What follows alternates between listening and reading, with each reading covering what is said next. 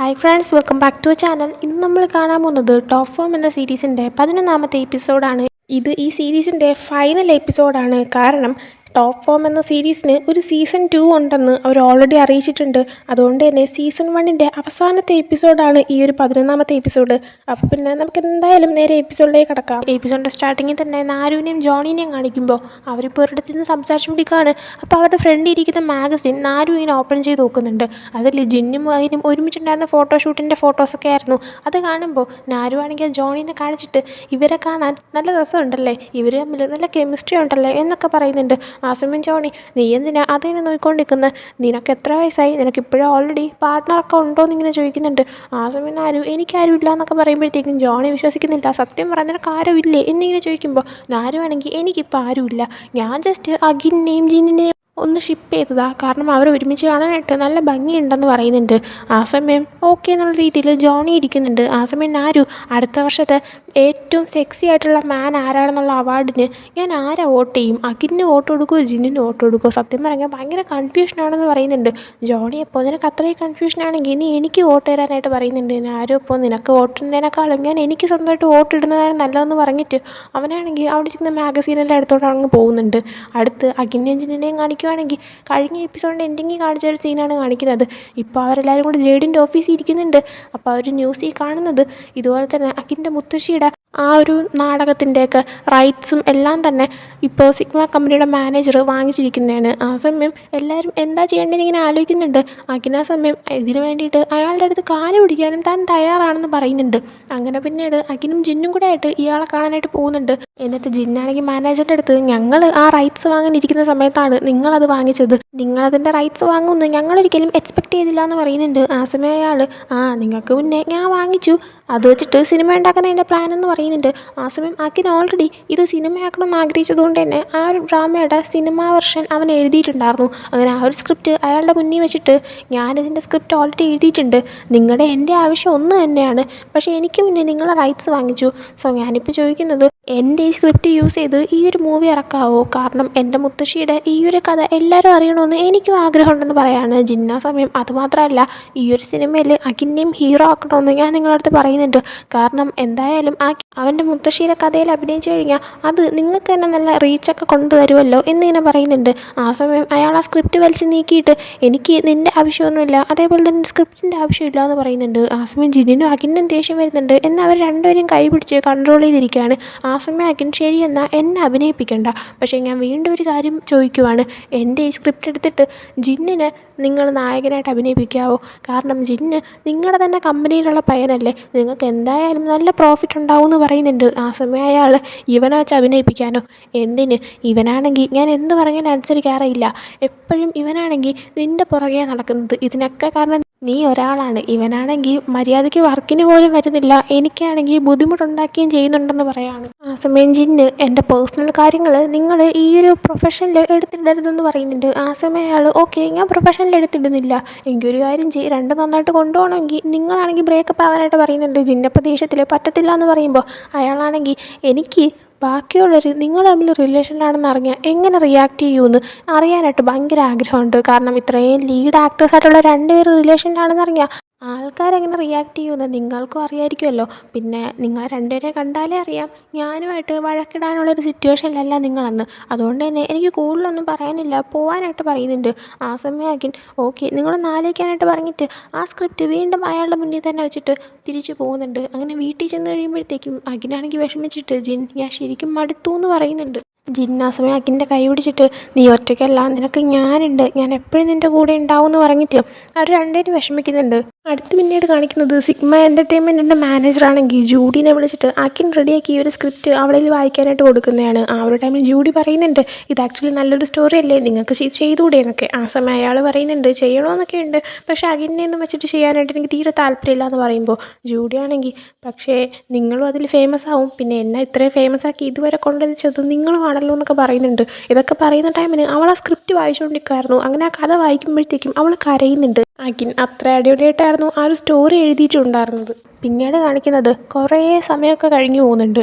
അടുത്ത സെക്സിയസ്റ്റ് മാൻ അവാർഡ് ആ വർഷം കൊണ്ടുപോകാൻ പോകുന്നത് ആരാണ് എന്നുള്ള ആ ഒരു അനൗൺസ് ചെയ്യാനുള്ള ടൈമൊക്കെ ആവുന്നുണ്ട്. വോട്ടിങ്ങിൽ നോമിനീസായിട്ട് വന്നിരിക്കുന്നത് നമ്മുടെ അഖിൻ, ജിൻ, പിന്നെ ജോണി, നമ്മുടെ നാരു, ഇവർ 4 പേരാണ് ടോപ്പ് 4ൽ കിടക്കുന്നത്. വോട്ടിങ് കഴിയാനുള്ള ടൈം ആവുന്നുണ്ട്.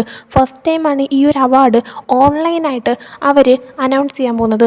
അതുകൊണ്ട് തന്നെ ഓൺലൈൻ വോട്ടിംഗ് എപ്പോൾ കഴിയുന്ന അപ്പം തന്നെ റിസൾട്ട് അനൗൺസ്ഡ് ആവും. അങ്ങനെ ഇപ്പോൾ ആ ഒരു വോട്ടിംഗ് കഴിയുന്ന ടൈം ആവുന്നുണ്ട്. അഖിലും ജിന്നും എല്ലാം ടി വി ഒക്കെ ഓണാക്കി വെച്ചിരിക്കുകയാണ്. ഇങ്ങനെ വോട്ടിംഗ് നടക്കുന്ന ടൈമിന് ജോണി ഫസ്റ്റ് മാറി വരുന്നുണ്ട്, പിന്നെ അഖിനാവുന്നുണ്ട്, ജിന്നാവുന്നുണ്ട്, നാരു ആവുന്നുണ്ട്. ആര് ഫസ്റ്റ് ആവുമെന്ന് അറിയത്തില്ല. കാരണം വോട്ട് കൂടുന്നതനുസരിച്ച് ഓരോരുത്തരും റാങ്ക് മാറി മാറി വന്നുകൊണ്ടിരിക്കുകയാണ്. അങ്ങനെ ലാസ്റ്റ് വോട്ടിംഗ് ക്ലോസ് ആവാൻ 10 സെക്കൻഡ് ടൈമുള്ളപ്പോൾ എല്ലാ ആൾക്കാരും നോക്കിയിരിക്കുന്നുണ്ട്. അവരെല്ലാവരും വോട്ട് ചെയ്തുകൊണ്ടിരിക്കുകയാണ്. അങ്ങനെ ആ ഒരു വോട്ടിങ് 10 സെക്കൻഡ് കഴിയുമ്പോൾ നിൽക്കുന്നുണ്ട്. റിസൾട്ട് അനൗൺസ്ഡ് ആവുന്നുണ്ട്. എല്ലാവരെയും ഷോക്ക് ചെയ്യുന്നൊരു റിസൾട്ടായിരുന്നു. കാരണം അഖിലിനും ജിന്നിനും ഒരേ വോട്ട് വന്നേക്കാണ്. അതായത് ആ വർഷം അവർ 2 പേരും ആ ഒരു ടൈറ്റിൽ അടിച്ചെടുത്തേക്കാണ്. അങ്ങനെ അത് കാണുമ്പോഴത്തേക്കും നമ്മുടെ അഖിലും ജിന്നും കൂടെ ആയിട്ട് ഭയങ്കരമായിട്ട് സന്തോഷിക്കുന്നുണ്ട്. ഫാൻസ് ആണെങ്കിൽ അവർ ഒരുമിച്ച് വന്നു എന്ന് പറഞ്ഞിട്ട് ഇങ്ങനെ ഹെയ്റ്റോ സംഭവങ്ങളോ തന്നെ ഒന്നും കൊടുക്കുന്നില്ല. ഒടുക്കത്തെ സപ്പോർട്ട് കൊടുക്കുകയാണ്. അതൊരു വമ്പൻ ഹിറ്റ് ന്യൂസ് ആവുന്നുണ്ട്. പിന്നീട് അഖിലും ജിന്നും ജെയ്ഡും കൂടെ ആയിട്ട് വീണ്ടും സിഗ്മ എൻ്റർടൈൻമെൻറ്റ് ആ മാനേജറിനെ വിളിച്ചിട്ട് അയാളുമായിട്ട് ഒന്ന് സംസാരിക്കാനായിട്ട് തീരുമാനിക്കുന്നുണ്ട്.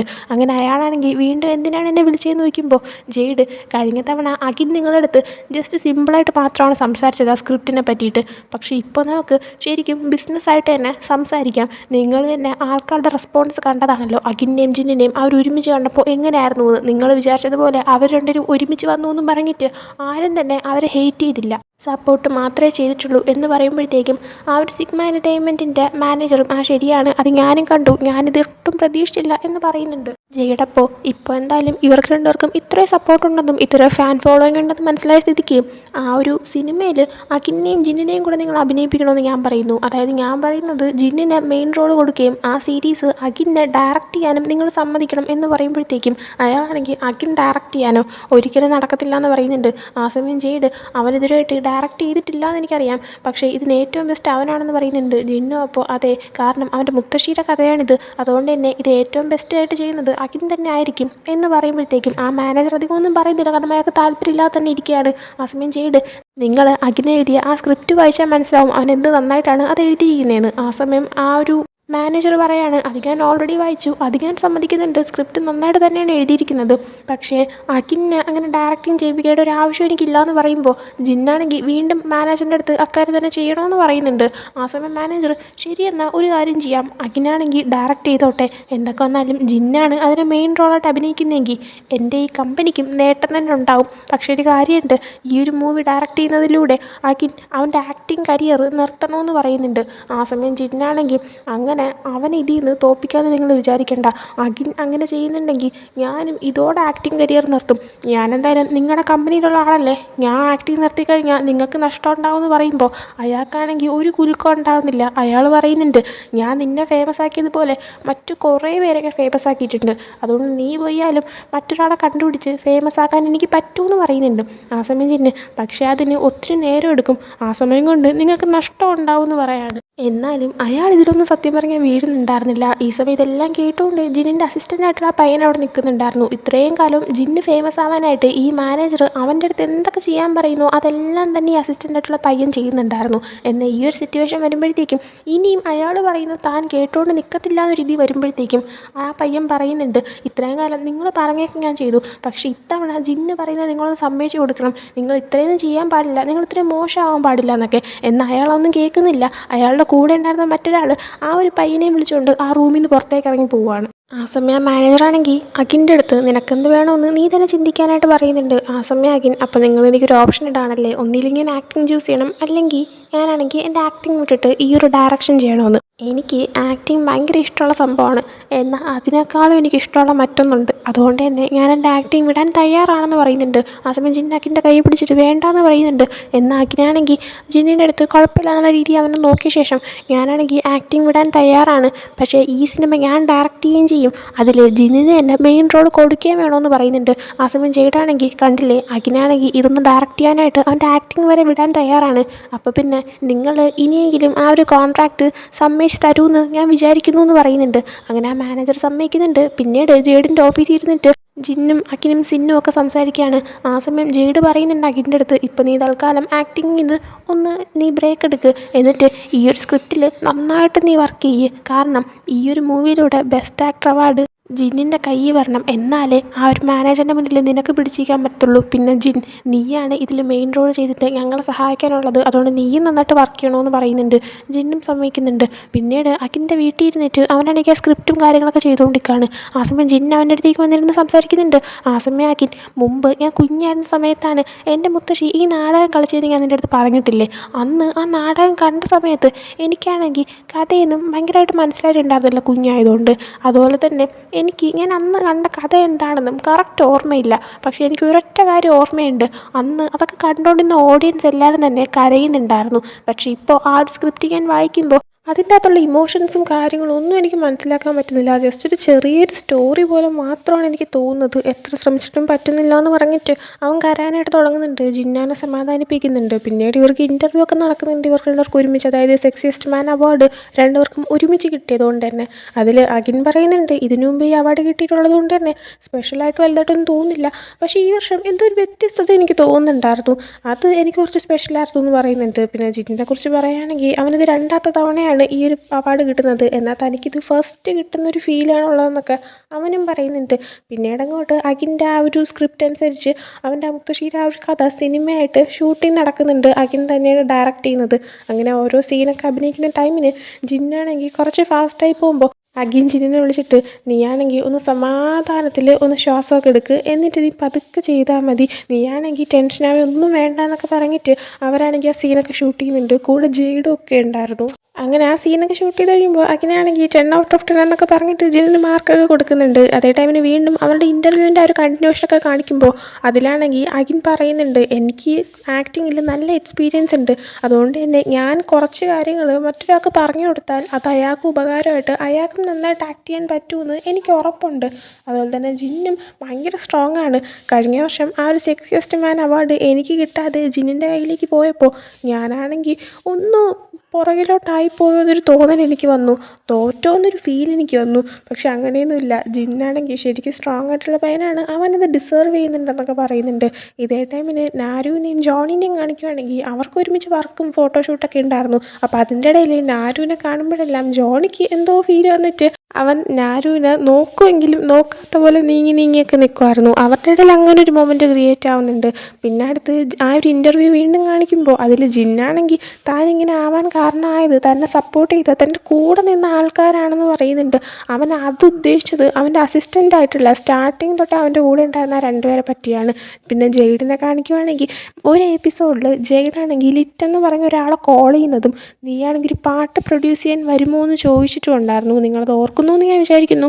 ആ സീനിൽ ലിറ്റാണെങ്കിൽ മൈ ബണ്ണി എന്നൊക്കെ വിളിച്ചിട്ട് ജെയ്ഡുമായിട്ട് ഫ്ലേർട്ട് ചെയ്തിട്ടുണ്ടായിരുന്നു. ആ ലിറ്റ് തന്നെയാണ് ഇപ്പോൾ ജെയ്ഡിന് മെസ്സേജ് അയക്കുന്നത്. എന്നിട്ട് താൻ നെക്സ്റ്റ് മന്ത് ഇനി തിരിച്ചു വരുമെന്ന് പറയുന്നുണ്ട്. എന്നിട്ട് നീ ഹാപ്പി ആണോ എന്ന് ചോദിക്കുമ്പോൾ ഇവനാണെങ്കിൽ സന്തോഷിക്കുന്നുണ്ട് എന്ന് അവൻ തന്നെ സ്വയം ഇങ്ങനെ ചോദിക്കുകയാണ്. ഞാനെന്തിനാ ഇപ്പോൾ ചിരിക്കുന്നത്, ഞാനെന്തിനാ സന്തോഷിക്കുന്നത്, അങ്ങനെ വിചാരിച്ചിട്ട് ജെയ്ഡാണെങ്കിൽ ഞാനെന്തിനാ സന്തോഷിക്കുന്നതെന്ന് അങ്ങോട്ട് മെസ്സേജ് ഇടാമെന്ന് വിചാരിക്കുന്നുണ്ട്. ആ ഒരു മെസ്സേജ് ടൈപ്പ് ചെയ്യുന്നുണ്ട്, എന്നാൽ ഡിലീറ്റ് ചെയ്യുന്നുണ്ട്. പിന്നെ ഓക്കെ എന്ന് ടൈപ്പ് ചെയ്യുന്നുണ്ട്, അത് ഡിലീറ്റ് ചെയ്യുന്നുണ്ട്. ആ സമയം വീണ്ടും ലിറ്റൊരു മെസ്സേജ് അയച്ചിട്ട് അതിൽ മൈ ബണ്ണി എന്നൊക്കെ ജെയ്ഡിനെ വിളിക്കുന്നുണ്ട്. ഇത് കാണുമ്പോൾ ജെയ്ഡാണെങ്കിൽ പെട്ടെന്ന് ടെൻഷനാവുന്നുണ്ട്, അവനുണ്ടെങ്കിൽ ഷോക്കാവുന്നുണ്ട്. പിന്നീട് അടുത്ത് വീണ്ടും അഖിൻ്റെയും ജിന്നിനെയും കാണിക്കുമ്പോൾ അവരിപ്പോൾ തിരിച്ച് അവരുടെ വീട്ടിലേക്ക് പോകാനായിട്ട് നിൽക്കുകയാണ്. ഇത്രയും ദിവസം അഖിൻ്റെ ഫാമിലി വീട്ടിലായിരുന്നു അവർ താമസിക്കുന്നുണ്ടായിരുന്നത്.